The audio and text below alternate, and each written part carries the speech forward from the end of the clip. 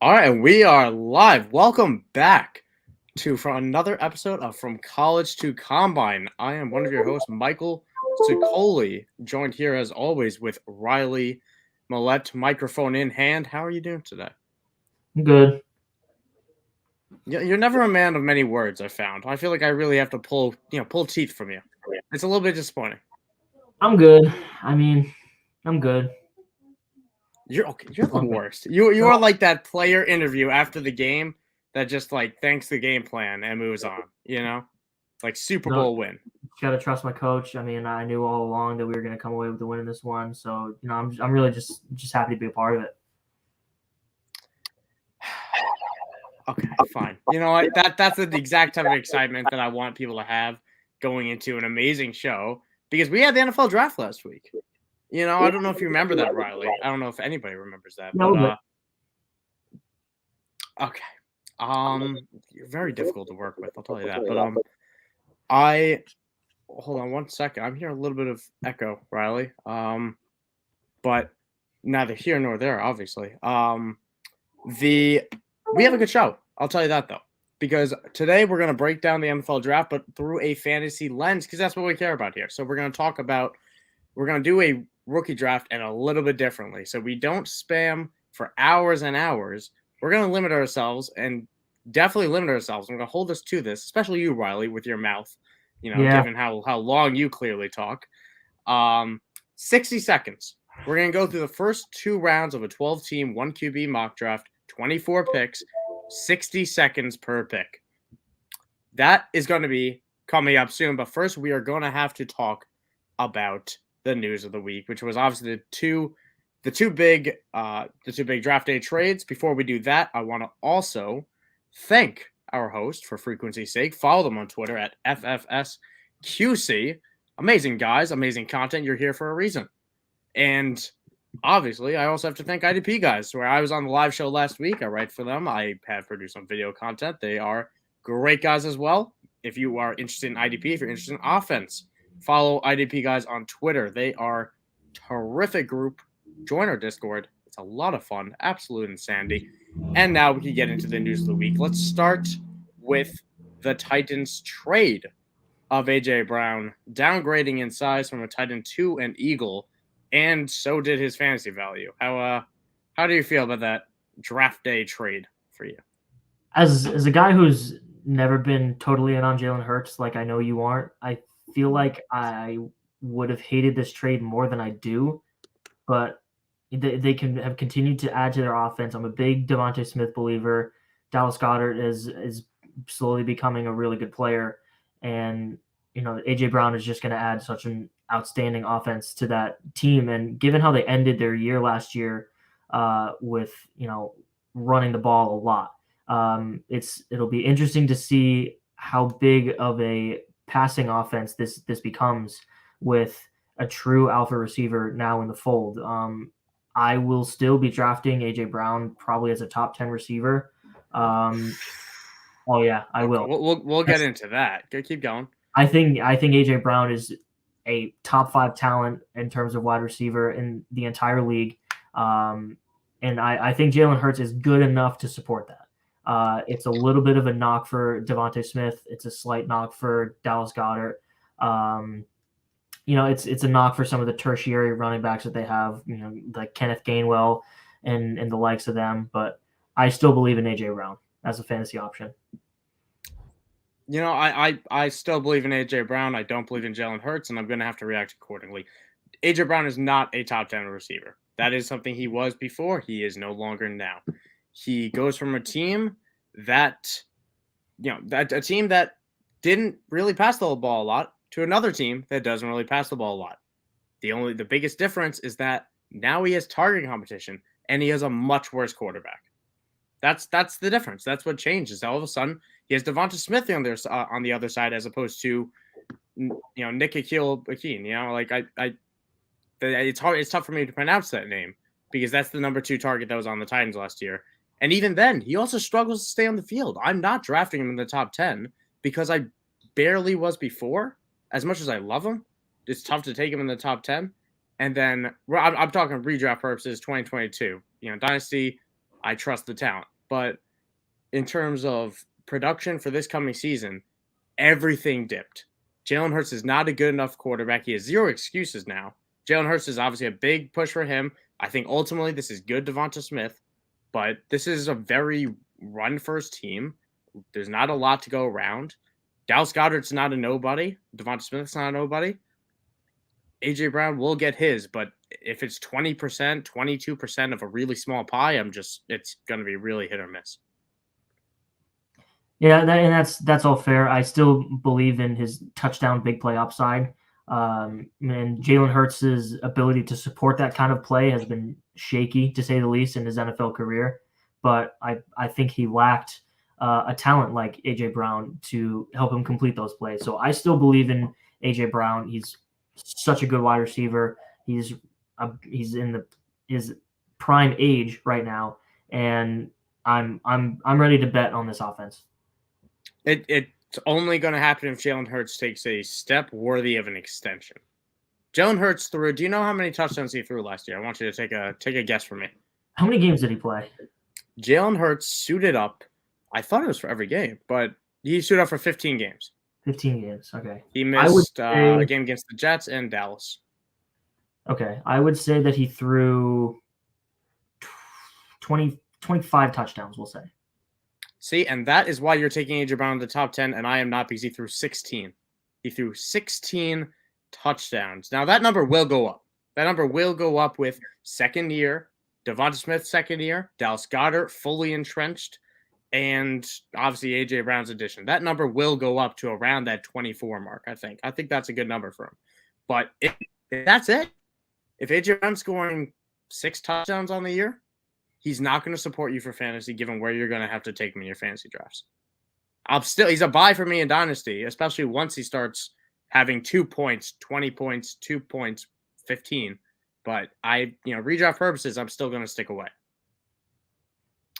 Okay. And we can go to the other draft night trade. Marquise Brown is no longer a Raven. He swapped it for another bird. That would be the Cardinals. And we can segue that right into obviously the biggest news of the week. But before we get into that, Marquise Brown, what is his value? Because I've seen a lot of people talk about it differently, where some people are saying he's a wide receiver 3. Some people are saying he's top 12. Some people are saying he's top 20 or 24. Where do you slot him in? Have you really seen people say he's top 12? I have not, no. But I saw a Twitter poll. I saw a Twitter poll with the options, which did have people vote for it. I haven't seen a conscious mind actually say it. But I think he's closer to 12 than 20. I'll get into that, but I'll let you start. I think he's closer to 20 than 12. And maybe I'm saying this because I've been burned by him more than once. I'm just totally scared of this offense without DeAndre Hopkins. And since he was just suspended for 6 games for violating the PED protocol, it's even with Hollywood Brown is better player than Christian Kirk, but he's stepping into that role. He's taking the target share that Christian Kirk left behind, and more or less the role that he left behind. And he's not gonna fill the alpha position that DeAndre Hopkins had last year, and that he's going to vacate this year in those 6 games. So now that subtraction has been made, I don't know what to do with this offense. I don't want really anything to do with this offense until that gets figured out, until they have a receiver who can dominate at the sticks and be a reliable third down option like DeAndre Hopkins can. So I will call Hollywood Brown a wide receiver 3 while DeAndre Hopkins is out, and I'll call him a top 20 receiver while DeAndre Hopkins is in. So I guess I'd project him somewhere in the 18 to 22 range. And I haven't done my rankings yet. I will do them relatively soon, probably over the next month. But I'm expecting him to slot in around my wide receiver 15, because this is a move that is as much a DeAndre Hopkins move, which we'll talk about the fallout in a quick second, but as much as it is a Kyler Murray move, where Kyler Murray needs another weapon. That's a fact. After they lost Christian Kirk, who, right or wrong, Christian Kirk is a good enough wide receiver, and they lost Chase Edmonds. They lost 2 of their better receivers. They brought back Zach Ertz. That's great. But ultimately, they needed a guy. They brought back his teammate from college, a guy that they thrived, that they were both first-round picks because of each other. They both made each other better. He has the arm to get him the ball. I think this is just the type of thing. I really think Marquise Brown's going to get peppered with targets in the same way that we wanted DeAndre Hopkins good. And the scheme does not suggest that. The scheme says that they spread the ball around. That is what Arizona has done since Cliff Kingsbury took over.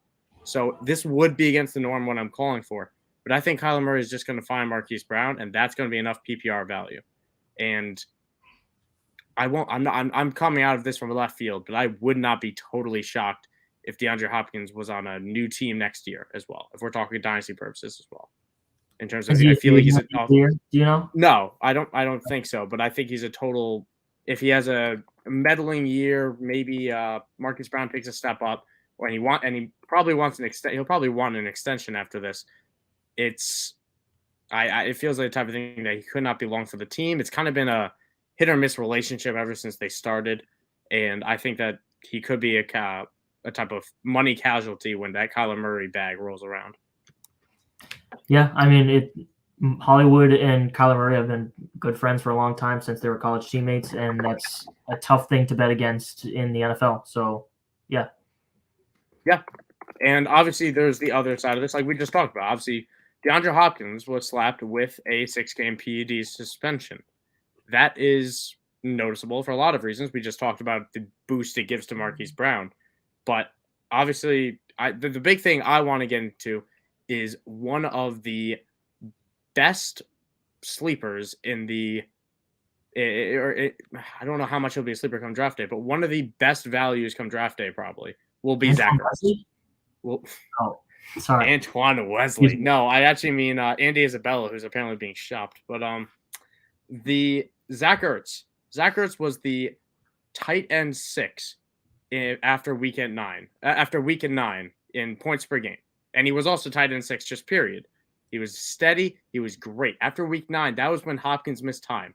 And then that was also in that span when Ertz was tight end 6, which is 12. It was over 12 fantasy points a game, which is very good from your tight end and very steady from Zach Ertz. Kyler Murray missed 3 of those games. He was playing with nothing. And Zach Ertz was still very productive for fantasy. That was without Hopkins, and I think that's the biggest winner from this trade. Marquise Brown, obviously, big winner, but trade suspension. I mean, Zach Ertz is going to be a very viable fantasy tight end for the first half of the season. Going beyond that, that's something I'll have to look deeper into. But for the first 6 games, Zach Ertz will be a start every single week, and he will be going in the 8th round or later. No doubt about it. Probably he'll be a value just because of his age. And I had Zach Ertz on my fantasy team that I took over when he was on the Eagles, kind of in limbo. It kind of seemed like his career was over. And as soon as he got traded, I shipped him off for, I think it was like a high 3rd round rookie pick, which was a mistake. I could have waited and gotten a mid-second, maybe a mid-high second for him. So yeah, it's been fun to watch his value go back up. As a fun player he was to watch in Philadelphia, and he's been a fun player in Arizona. Was he a fun player? Maybe it's because I'm a Dallas Goedert truth, or was he a fun player? I liked him a lot. He was a fun player to watch. I remember when he was fun. It was fun when he was on that Super Bowl run and he beat that some team in the Super Bowl. But that was fun. That was a lot of fun. Yeah, Corey Clement. But just to relive some old good days when Tom Brady was just holding an L to a Nick Foles, but and to a Zach Ertz, and a Dallas Goedert, but Dallas Goedert, but neither here nor there, because we're also going to go on to our final bit of news for the day. We talked about the 5th-year options that got picked up last week.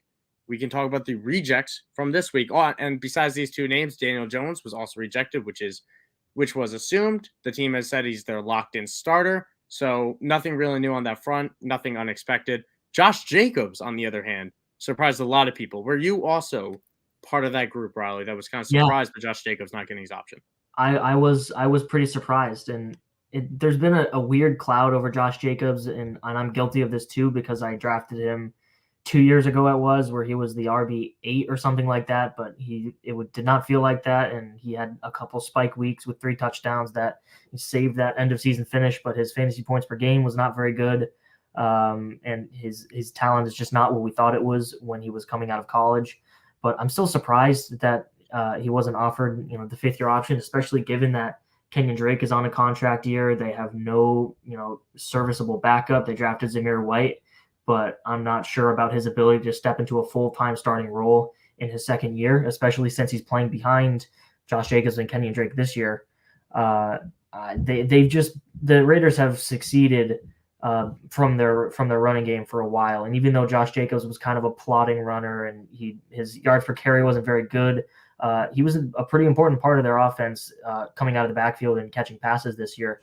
So I am surprised they didn't pick up his 5th year. I might have been surprised at first. The more I thought about it, it makes more sense because this doesn't rule them out from extending him. This doesn't mean that he's no longer a Raider. He's got a big reason why they drafted him was because of his personality, his attitude. He is a leader on that team in a way. They do like him there. I do want to note that. Excuse me. But the other thing I want to point out is that he's been under 4.1 yards per carry for the last couple of years. He didn't hit 1,000 yards last year. He's been an inefficient receiver. Passing reps has been kind of, his pass protection has been beat at times. It's a big reason why Derek Carr has been spiked in the head a few times. And he just hasn't been the guy we saw his rookie year. And his rookie year was great. He was a good prospect. I like Josh Jacobs a lot, and I don't think his career is over by any means. In fact, he might be a buy for me with this Raiders team on the upswing. But it doesn't surprise me. It doesn't surprise me at all. He's a guy that I'll consider a buy as, it gets a little bit murky, but running backs as they hit free agency gets really scary. And also running backs that were drafted in the first round had the lowest % chance of getting their 5th-year option exercised among all the positions in the NFL. So with the exception of, those kickers and punters that don't get to have that fat 0%. People too. Yeah, #ban kicker. Shout out Jake Seeley. But sorry, Lindell Jones. But either way, I almost forgot about my own guy that I forced onto this banner, Devin Bush. Not my guy anymore, unfortunately. I do worry that he's not going to recover from that ACL properly. I think he lost some explosiveness that he's not going to get back. A lot of linebackers suffered from that. There's an article I wrote on it on IDP Guys. You can check it out. Obviously, they let go of Joe Schobert, but they brought back Miles Jack.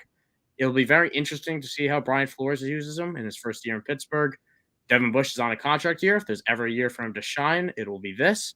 But I'm anticipating him having a middling year, maybe streamable for IDP, but nothing I'm really going crazy about. And he'll move on elsewhere on a 1-year prove a deal. We'll see where he ends up, and that will be very scheme dependent on whether Devin Bush is relevant next year. Either way, still trending downward. Nothing surprising about the 5th year getting dropped. All right. Do you have something to say on Devin Bush? What a crazy NFL year that because you mentioned Brian Flores, like I totally forgot that happened. Yeah, it just got so buried in the news cycle of the crazy NFL year we've had.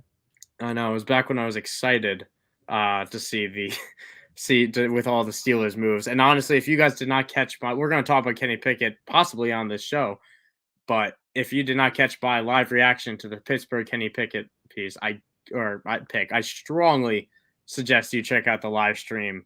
Zoom into around that 2-hour 40 mark. I was live for IDP, you guys, for the entire first round. Great show, great work with Club Fantasy, great show until the Steelers picked Kenny Pickett. But neither here nor there.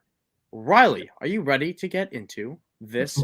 Can we do mock draft, please? No, sorry. We can only play checkers. That is what we're gonna do. Checkers. I love checkers. You're the worst. Where do you want to pick? I champion checkers. I'm gonna pick. Let's pick somewhere interesting. I'm gonna go with the 109 because that's the only first round pick I have in all my fantasy picks, and it's an interesting spot with some names to debate. Fair enough. I will pick the 10. Let's go 105. I feel like 105 is a very murky area as well. I don't think a lot of people like picking there because you are worried about missing out on that top group. But we'll see who falls. And again, I have a timer ready, a stopwatch, if you will, right here. Can you see it, Riley? A stopwatch, Michael. I see a stopwatch. You see a stopwatch. We are ready to go. You can start it up. You're going to be, obviously, you understand how this works. Riley, as the commissioner of this little mock draft, you are going to be manually selecting the picks. You go, then I go, and we'll keep going as forth. You have 60 seconds to explain your pick. Then we move on. We are hitting the 20-minute mark. Let's go. Let's start. Let's go. Clock's going.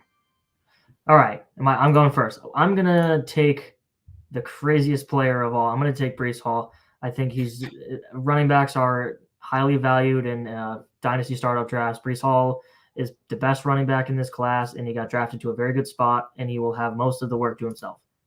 Is that 60 seconds? That was 20 seconds, and it was fantastic. You do not need to use all your time. I will start mine. And this one is also as easy for me as it is for Breece Hall. Breece Hall is a fantastic number 1 pick. Love it. Good fit with the Jets. Not worried about Michael Carter, a 4th-round running back. But my pick will be Treylon Burks, a fantastic prospect out of Arkansas who dominated in the SEC. He did everything right. His combine came in a little bit lower than some thought, but it's still a very good number when you adjust it to his heavy weight. He's a very strong player after the catch. I love him. He's going to get peppered with targets with A.J. Brown, now an Eagle. He is going to be the number 1 for this team before long. It won't be Robert Woods. It will be Treylon Burks. He also is a slot guy. He's going to slide in right there. He's going to be a safety target for Ryan Tannehill, who is now fighting for his job, not mentoring Malik Willis. Treylon Burks, 102. Lock it in. Your pick. You're such a big time Treylon Burks guy. It's you have no idea. It's very fun to watch, but it is not as fun as to watch him. I'm going to take who I think is the wide receiver 1 in this class, Garrett Wilson.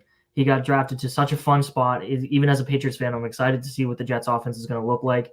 I like Zach Wilson. I really like Garrett Wilson. His ability after the catch is just so great. He's automatically the alpha of that room, and they're playing the Patriots, who have a bad secondary. So that's gonna equate for him. Yeah, that's no arguments there. That's about what I would do. I'm going to start my timer. It's very nice that our top 3 are similar. I think our top 4 might be as well, because I am going to take Kenneth Walker out of Michigan State. Fantastic running back. Not a lot of people were. Oh, congrats! I'm on the clock. I forgot that doesn't matter. But I love Kenneth Walker as a runner. He's fantastic. He's been completely unproven as a receiver, and nobody should be trying to fool themselves into it otherwise. Doesn't mean he can't do it, doesn't mean he won't do it, but he hasn't done it yet. Kenneth Walker got 2nd-round value. He is in a little bit of a mixed room with Rashad Penny and Chris Carson, neither of which are going to be on the team next year, of which this team could be having a new quarterback, a much better team. They've drafted 2 offensive linemen. It's a zone running scheme, which Kenneth Walker thrived in. I love this fit long term. I think it'll provide some fantasy relevant games this year, but more often than not, it'll be a mixed bag. 2023 and beyond, it's going to be gorgeous. Your witness. I love Kenneth Walker, and I'm really excited about that spot for him, especially now that they're upgrading their offensive line. Such a Pete Carroll offseason. Go on. This is such Pete Carroll offseason. I'm going to go with Drake London next, the wide receiver who was drafted first in the NFL draft at number 8 to the Falcons. I believe in Arthur Smith. I think the team that they're building is so interesting with Drake London, Kyle Pitts. They have a dynamic quarterback in Marcus Mariota, meaning that he can do a couple different things. He can throw on the run. He can run himself. There are a lot of different things they can do in that offense now.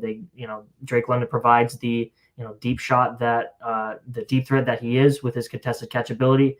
Kyle Pitts can do basically everything, and they have a versatile quarterback. Fair enough. I would not be taking. I'm going to use the last 15 seconds to say I would not take Drake London here. I like 2 other guys ahead of him, and I am still not sold on the talent. I love the draft investment. But I get the pick. It was picked very highly. The hit rate is good for those guys with that size in the top 10. So, onto my pick. Clock going.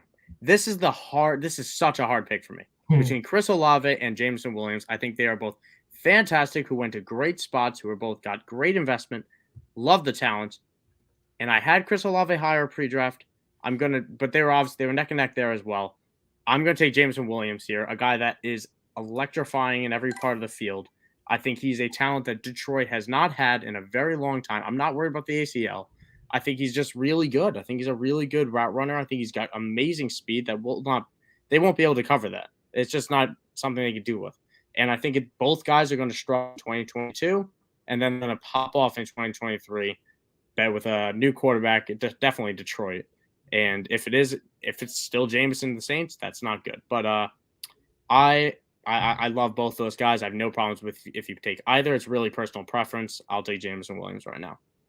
Yeah, both those guys got traded up for, taken in the first 13 picks, and Jameson Williams just has explosiveness that Chris Olave does not. Even though I love Chris Olave, and that's why I'm going to take him with his pick. Just one of the best route runners in this class.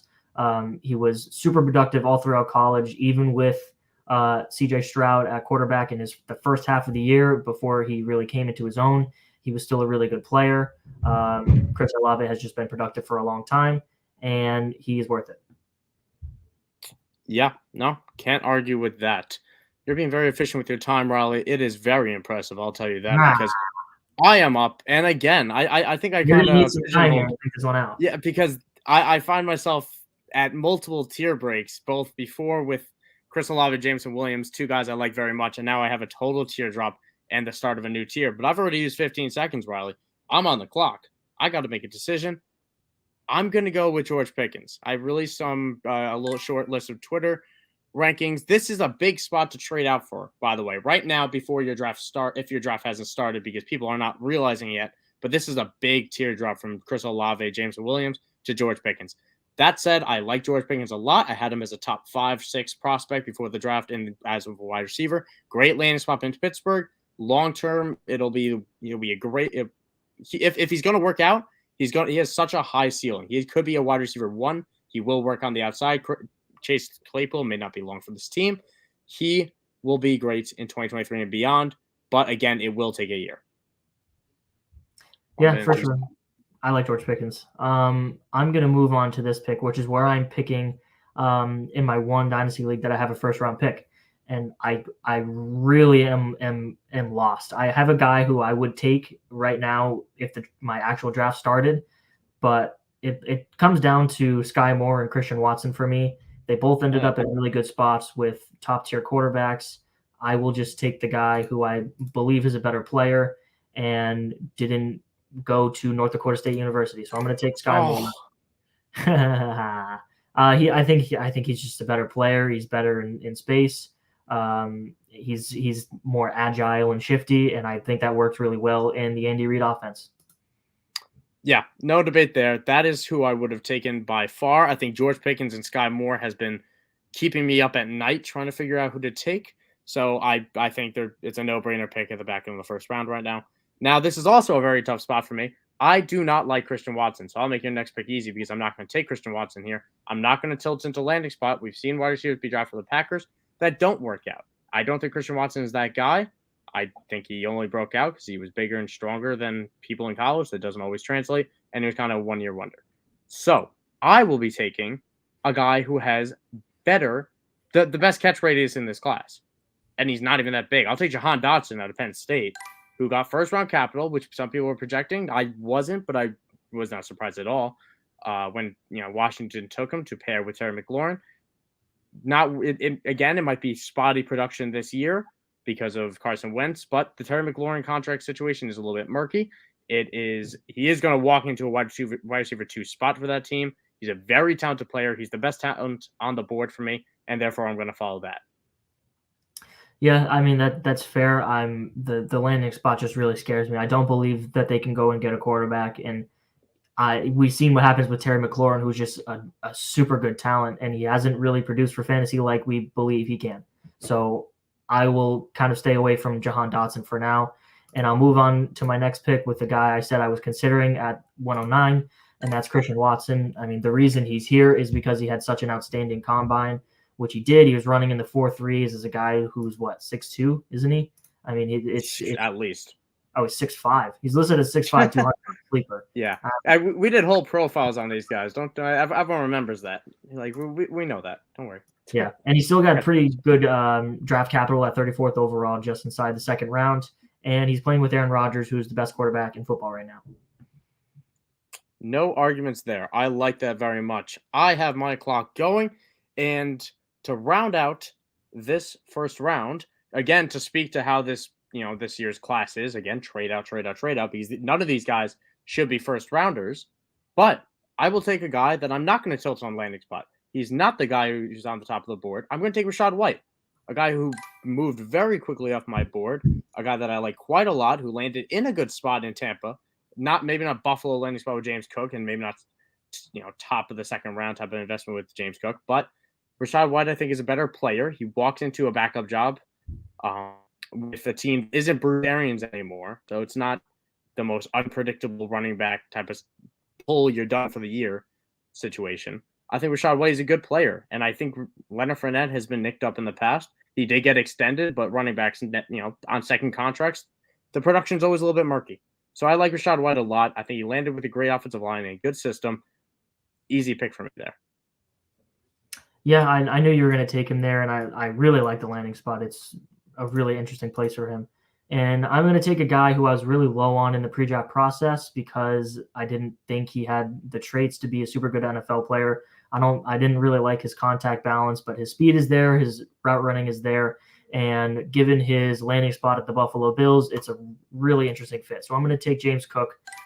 He's far and away going to be the receiving back of that team probably right away.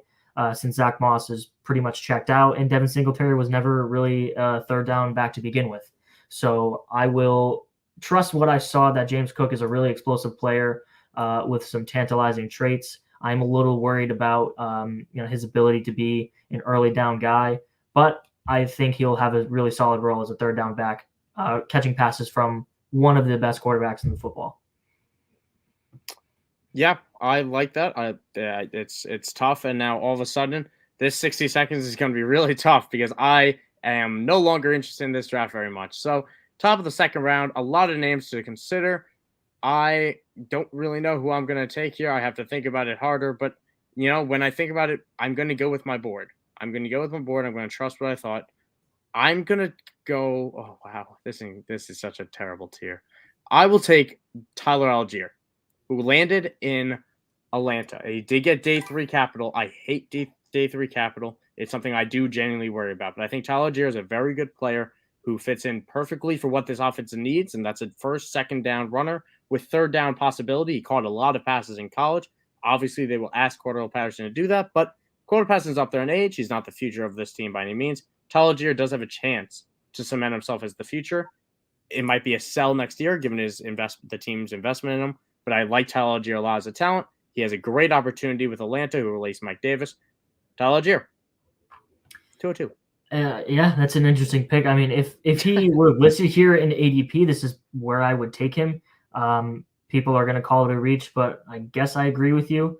I think I would take this guy that I'm about to take first, and that's Isaiah Spiller, who I think is I think he's a better running back. He's been more productive in college for a long time.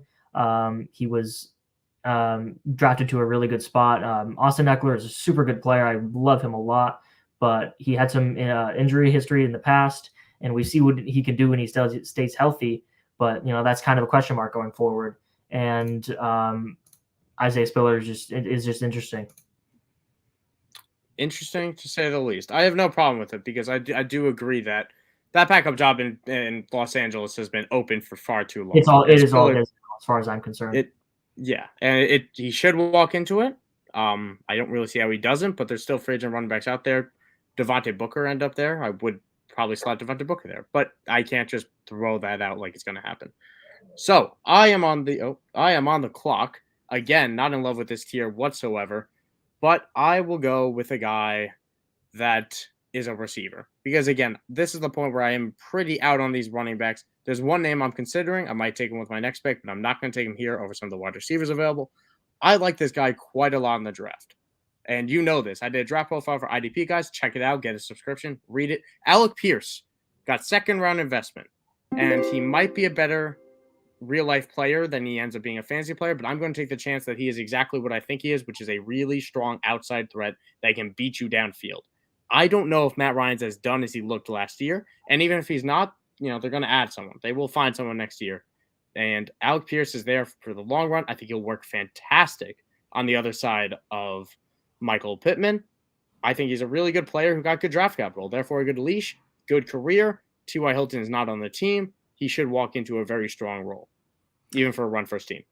Yeah, the second round investment is really interesting for him because he's on a contract that will keep him relevant for quite some time, even if A, he doesn't pan out, or B, the quarterback situation in Indy doesn't get any better, which, as you mentioned, I really think it will. Yeah, so that's a good spot for him. And it was between Spiller and Pierce at that pick. Interesting. Yeah, let's look at this. Let's see. Let's read Let's all look these. at this. You got 40 seconds. Oh God, I guess I'll take this guy. Yeah, I'll This take is this the guy. middle of the second round, not to take Yeah, your time up. I'm gonna take John Mechie. I've mentioned it on the show many times, but the fact that John Mechie stayed on the field at Alabama alongside Devontae Smith and Jalen Waddle a couple years ago speaks to his talent, and injuries kind of slowed him down. Bryce Young early in his career, even though he won the Heisman and he was a good player, he still had to learn the offense, and that was kind of an Achilles heel for him. But I really like his tape, and I think that he landed in a pretty good spot with second round capital. I think they'll continue to build that offense. Whether if Davis Mills isn't the guy that they same thing with the Colts, they will go and get someone next year. Went a little bit over 1 minute there. That's a little bit embarrassing. First time we did that. Yeah, no, that's a rip for you. Okay, I have a excuse for this pick, and you might want to beat me up for this, but I blame you because you set it up. I will take Kenny Pickett here, who is not eligible to be drafted because I don't think you included quarterbacks. You just have flexes. Yeah. Oh yeah, I do just have flexes. You do. I don't. Would you have taken Kenny Pickett earlier? No, I would Okay. not. This is where I would take Kenny Pickett. I'm not a Kenny Pickett guy. We will. I think he has too small hands. I don't think he's going to be great with an NFL football. He fumbled in college. I don't think he has a good enough arm. He broke out his last year at Pittsburgh. But I could be wrong. He got first round investment. He's a good, he will be the first future of this franchise. He will start for this team. And at this point, I'm not in love with any of the guys here. So I'll take the guy that has a chance to show me something, a guy that will have a better sell high. Thank you for taking. What is that? Who is that? This is Garrett Walston. He's going to be our placeholder for now. Okay, I will take Garrett Walston, the Kenny Pickett lookalike. Good pick. Good pick. Yeah, he was a 49ers undrafted free agent. Garrett Walston was, so good for him. Landed in a good spot. Great play caller. And Kyle Shanahan. All right, let's move on. I think I want to take – man. All right, I'm going to take – oh, wow, he's low in ADP. I'm going to take Zamir White. Interesting. Yeah, he ended up in a spot where, as we talked about before, Josh Jacobs and Kenyon Drake are currently on contract years. I think not Kenyon Drake. I think Josh Jacobs gets extended. I think they just don't want to pay the franchise tag price for him. I don't think they will have to pay that much for him. I thought Zamir White was a really cool player to watch at Georgia. He had decent draft capital. I think it was fourth round. It's fine for a player of his caliber, especially given how running backs were coming off the board this year. I think he's a good player. He's a good between the tackles runner, and that's what Vegas likes to do. Fair enough. And now I am deciding between two names here. I have to restart the clock. I am deciding between two names here. It is really three or really four, but I'm strongly considering two. So I'm hoping one of them gets back to me. I will take. See, now this is I'm close to making a Trey Sermon pick, but I refuse to. I'm going to take David Bell here, a guy that did not test well athletically. That's why he slipped. That's why people are worried about him. But he got draft investment. He was a third round pick. Correct me if I'm wrong, right? I'm 99%. He got day two capital. That Browns room is open. The Jarvis Landry role, the Athletic did comp him to Jarvis Landry in a way, and the way that he's not the most athletic, he's not going to be explosive. He's not going to destroy you at any point in the game, but he can be a good possession receiver. The depth chart's open. He got capital. Deshaun Watson's there, and he can make him look much better than he actually is. They could still add Will Fuller, and I wouldn't be surprised. But David Bell was a highly touted prospect for a reason. Athletically, did not test well, but back to the second round, I will be taking that chance. I think I have a pick locked in here. A second round wide receiver that's still on the board ended up in a spot that will almost certainly have a new quarterback next year. One that they will probably have to draft pretty early on. I'm going to take Wan'Dale Robinson, who was, kind of a fun, kind of gadget type player. He's a small guy, 5'11", 185 he's listed at. But he played at Kentucky. He was fun to watch, and he's good in space, even though he's a little bit of a smaller guy, which is a red flag that Mike and I are pretty wary of. 209 is a good price to pay for him. I get it. He's pretty much off my board because I do worry about all of his production came on screens. And for small guys that do that really does freak me out, even though he was very productive at Kentucky. I get it though, because this class, second round, it's a second round wide receiver. I get taking a chance. I hope you take Velus Jones next. So I am on the clock. This is my second to last pick. Riley is the last pick of the second round, and then we'll wrap up right there. But I will not be swayed by landing spot. I will stick to what I think, and I'm going to take. Oh wow. Oh man, I might be swayed by landing spot. No, I won't be. I'm strongly considering Dameon Pierce because that landing spot, day 2 capital with Houston, which is a wide open room, could be the wide running back 1. I don't know how much that matters. I've wasted 35 of my seconds. I will take Jalen Tolbert. No, I will not take Jalen. Oh, it's too late. The clock beat you. Hopefully he gets back to me. I would have probably taken with the last pick. I have 10 seconds to talk about Jalen Tolbert, who got second round capital, dominated at Southern Alabama. A bigger guy that gives this offense something they don't necessarily have. I think he can do other things than what CeeDee Lamb and Michael Gallup can do. Good landing spot. Go on. The landing spot and the draft capital are interesting here. And you're out of time, so I'm moving on. Now here's a guy that has fallen further than I think he would, even though I'm still kind of scared of him because of his landing spot. I'll take Brian Robinson. I liked his ability and his production at Alabama. He was a decent receiving back, even though that will not be his role on this team since they signed J.D. McKissick and since Antonio Gibson is still in that room. But we'll see what happens with Antonio Gibson's kind of injury history. He's a little bit scary at the moment. J.D. McKissick is past his prime, and he's pretty much been relegated to a receiving-only role. So in the event that Antonio Gibson can't stay on the field, I think Brian Robinson could be a serviceable backup in the meantime. You want to hear something funny? What's that? You forgot to give me Jalen Tolbert. I did a whole double take. I was like, I said it was your second to last pick, or I said it was your last pick, and then all of a sudden it wasn't. But okay, nice job. You still have the time, so you didn't waste anything. There you go. Look at that. Okay, so we're gonna just throw out a couple of names after I make this pick, the last pick of the second round. We're not gonna obviously go through third and fourth, but I'm just gonna speak it out. It's either Dameon Pierce or Trey McBride. I think they both got great landing spots. Trey McBride, I think, is a decent prospect. And I'm gonna take Trey McBride, a much better player than Dameon Pierce. He's not gonna break out this year. He's not gonna do anything this year, but he could be something next year. And he'll definitely. I think he's a real target for a third-year breakout. A guy that I do want in my practice squad, and I want more of him than I don't. Now I'm gonna take a second and throw out some names that I'll be looking at in the third round. Dameon Pierce, I think, will be off the board by then. I'm gonna turn off this clock. Let's run this through quick.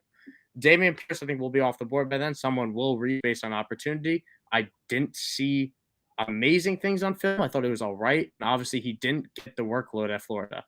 And he didn't get anything at Florida. It was really limited, and I didn't really like that much. But he's a name to watch for given landing spot, and if you do want to tilt that much. And the other name I will throw out, wow, none of these guys. But Danny Gray. I'll throw out Shakir. He's an interesting player who made some highlight reel catches and ended up in a really good spot. I think he was a 5th or 6th round pick, but he might sneak into the back of the second round for me. Someone not me might take Tyquan Thornton just based on his draft capital. I certainly won't, but he's a name that might go in the end of second round, the end of the second round. That's probably it, right? Yeah.